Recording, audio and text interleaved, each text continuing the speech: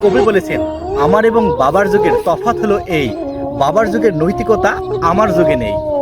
বাবার ঘরে ফকির এলেও বসতে দিত পিড়ি, ফকির কাঁদে আমার ঘরে চায় না কেহ ফিরে।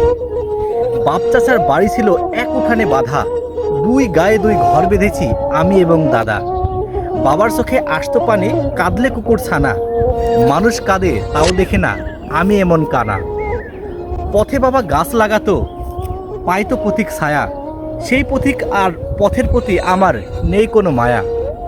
বাবার দুচোখ ভরতো জলে, কাঁদলে আমার মাতা, সঙ্গী মরে তাও ভিজে না আমার আখের পাতা।